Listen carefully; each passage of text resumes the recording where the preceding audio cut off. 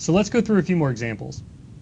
So if you were asked to decide how important a particular scientific paper was relative to other papers, how might you go about doing that?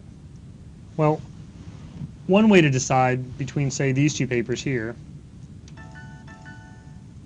I'll mark one with a blue circle and one with a red circle, is to wait until other papers start to cite these and count up the number of citations. So here, the paper marked with the blue circle has had 4 other papers authors have bothered to read this paper and cite it, so therefore it must have had more impact in the scientific community than the one marked with the red circle.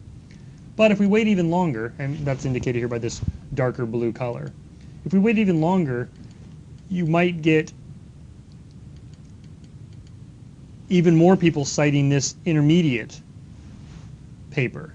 And so maybe we can conclude that, well, over time, ultimately, this one had more impact because this paper was influenced by this paper, and all of these papers were influenced by this one.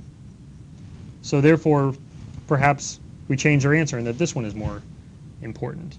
So how do we decide between these two interpretations? Well, this problem looks a lot like the problem of judging the relative importance of pages on the web. And so one thing you can do is say, well, look, a particular website is important if a lot of other important websites point to it. And so here you can say a scientific paper is important if a lot of other important papers point to it. And this method that Google proposed and implemented and ultimately led to a pretty significant part of their success was this algorithm PageRank.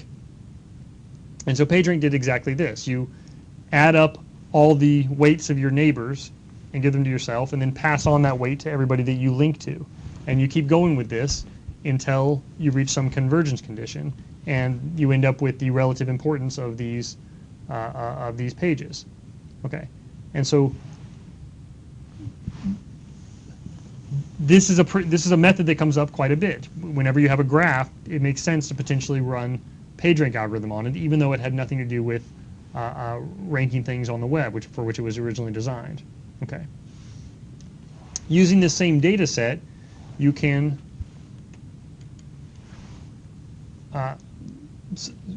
Carl Bergstrom and Martin Roswell created this visualization. So ignore the importance question.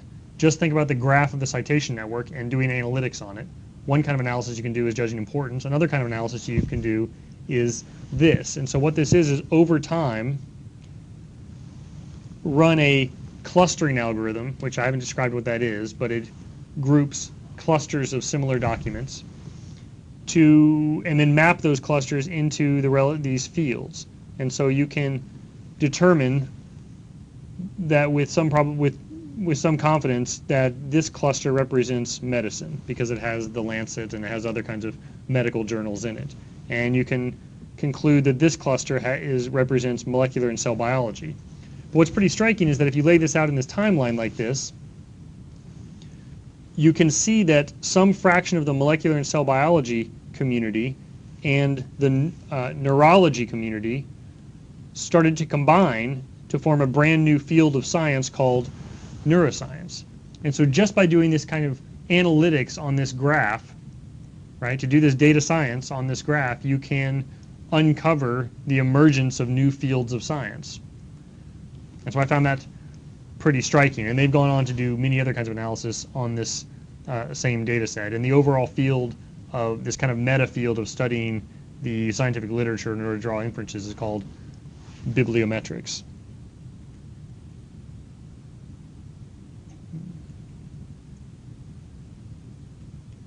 This pen is a little wonky. Bibliometrics. Sorry for the bad B there. Okay. So what is not amenable to data science? Well, you might think food, and this is a paper in a fairly respectable journal that applied some data-driven techniques to analyzing food pairing.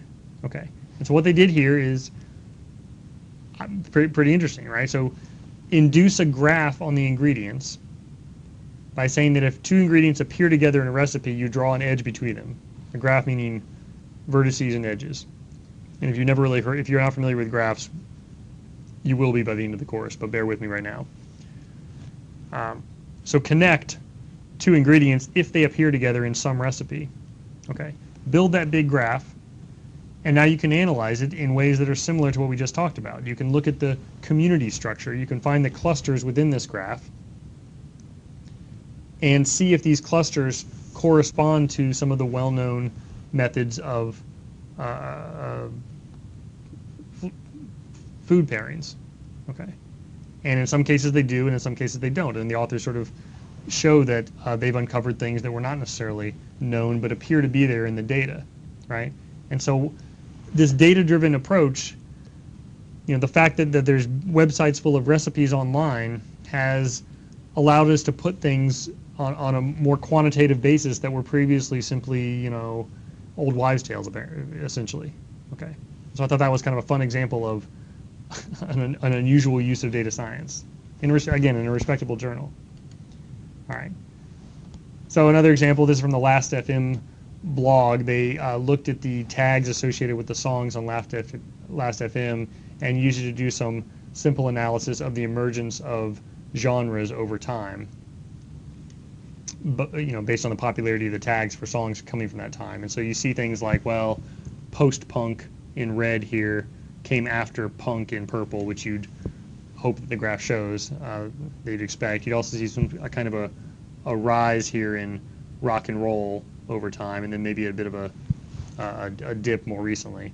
And so this is kind of interesting. But the other theme here we have is that we mentioned in the previous segment is repurposing data, right? So this data was collected simply to help with search, find similar music, and is now being reused to sort of draw inferences about the emergence of entire genres.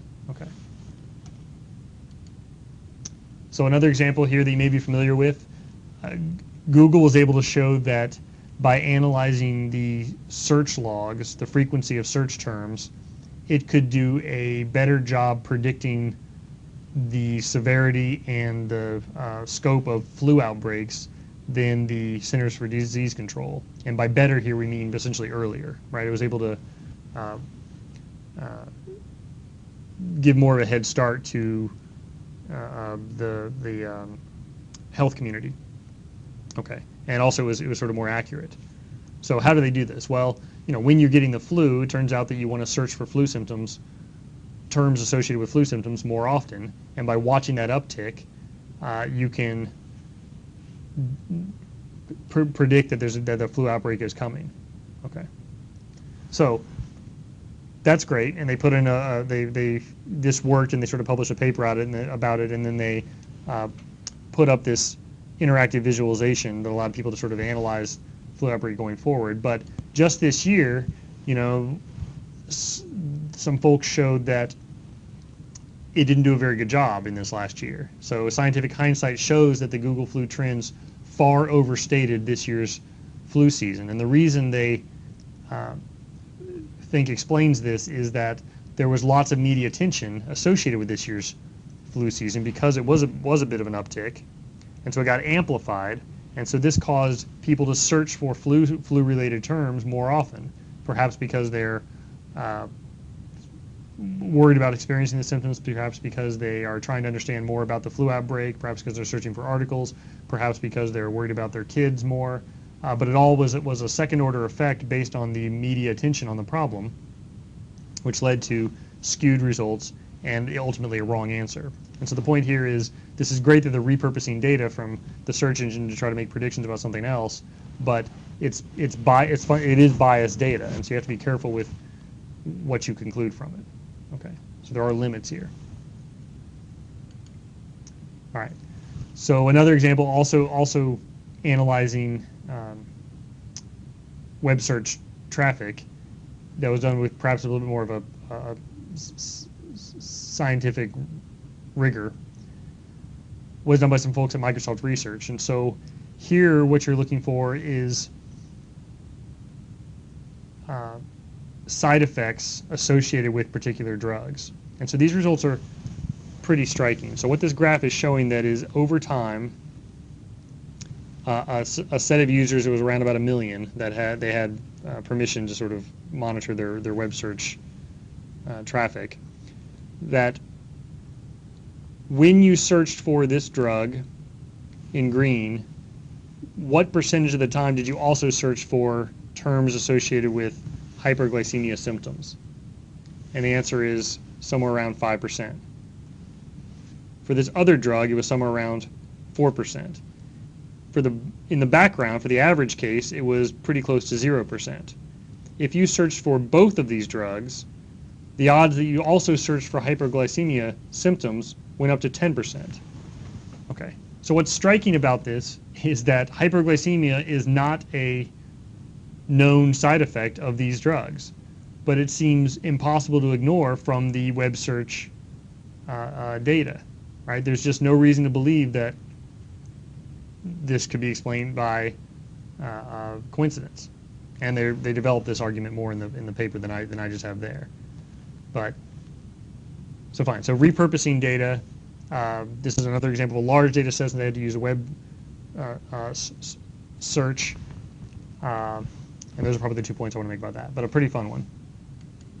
Okay, so the last example I'll give is a different take. This more about prediction than data, but this from last October, if you recall, there were 6 Italian seismologists who were convicted of manslaughter for failing to predict a magnitude 6.3 earthquake in April 2009.